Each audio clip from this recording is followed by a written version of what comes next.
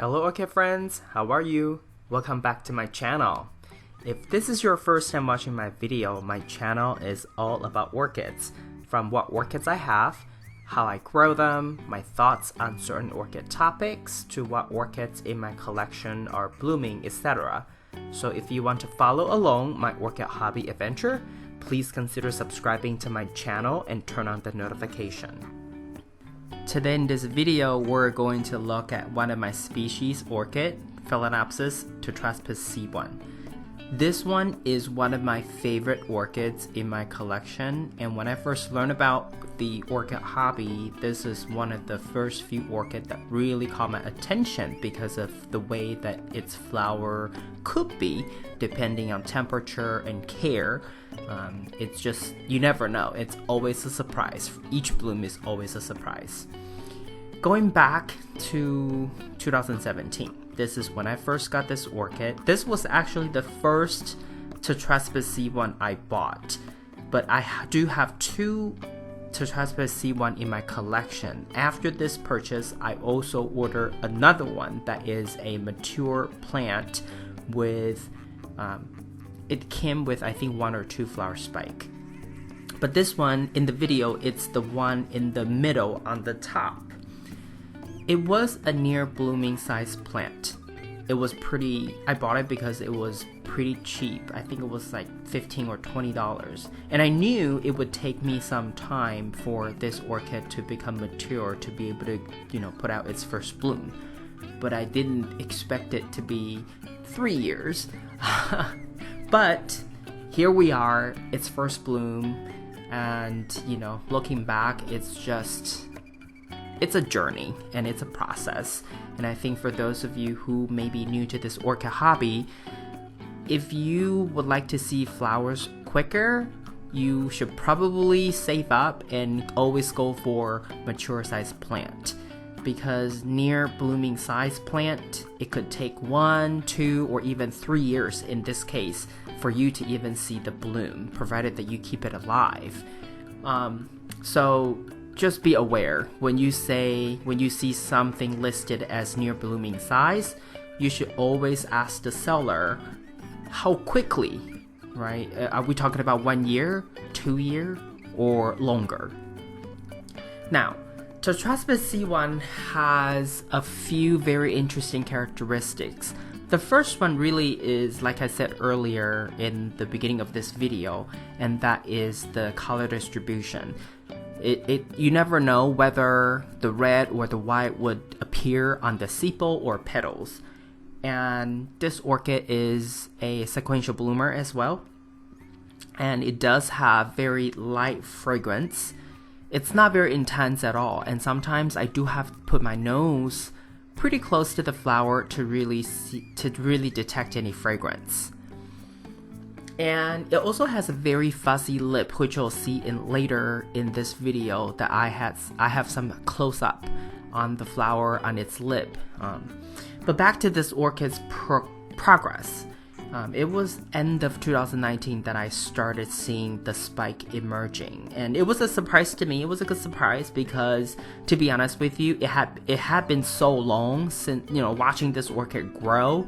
I just kind of gave up.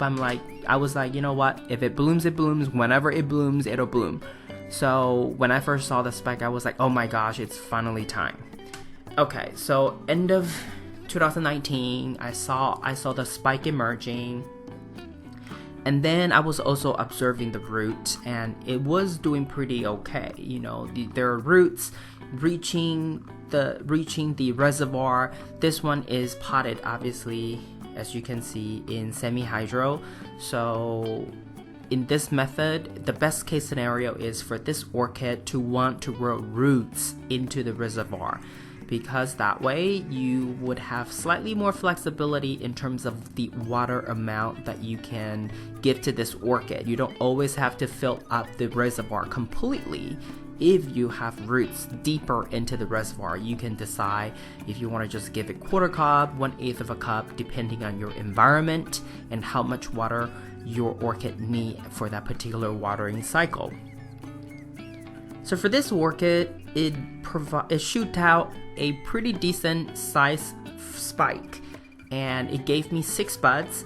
But you can see here in April, it really only started to mature the first 3 buds, and the last 3 buds just kind of, remained dormant. And this is not unusual. I mean, orchids, they always have this, its own, I guess, defense mechanism, or, it just depends on the environment, the care, and, the time of the year. It would decide where to put its energy towards, and at that time, it really just wanted to bloom the first 3 buds. So April 12th was the first, was the day the first bud started to open. This time around, all 3 flowers look rather different. The first one, it's mostly red, almost red. There was only one sepal that has a little bit of white. And then, the other 2 are just a combination. One of them, I think, has 3 white, 2 reds, and then the other one is the opposite, 3 reds, 2 white. Overall, I think this orchid is pretty interesting, and finally, it was really about time, because 3 years is a long time, and finally, all my care for it paid off. It was a bit of a gamble, to be honest with you, when I first transferred it into the semi-hydro, because at that time, for some reason, I couldn't find smaller size container, so the cup that it's in is actually bigger than it needed, but I went ahead anyway.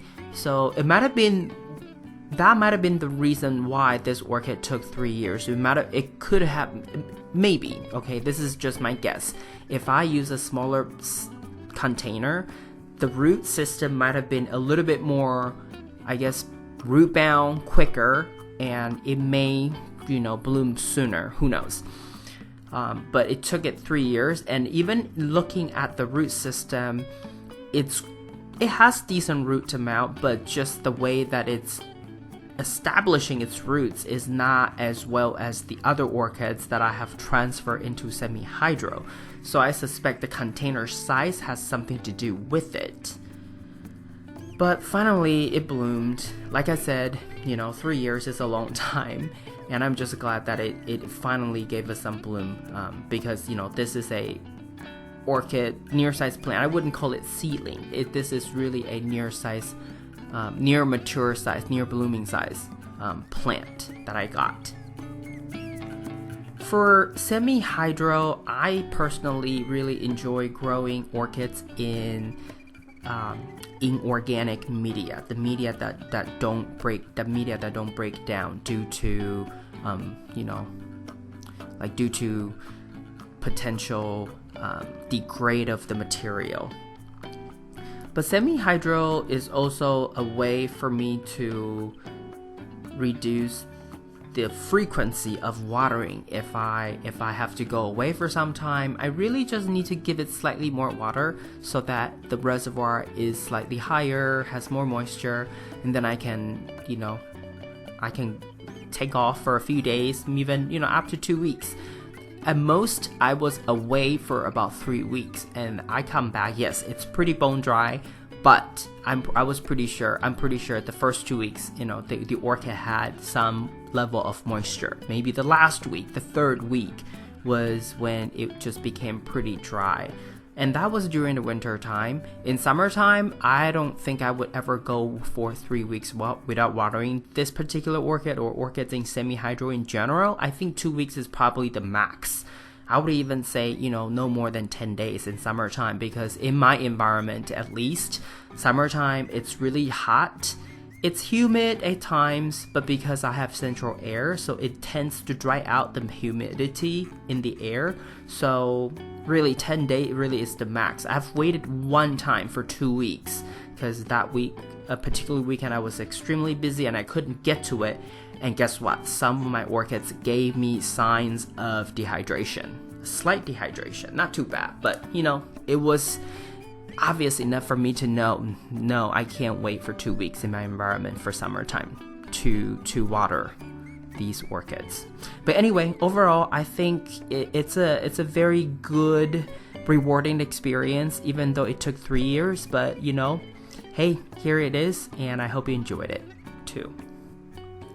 This is all I have for you today. If you like this video, please give it a thumbs up. And if you would like to get more orchid related videos from my channel, please subscribe and turn on the notification.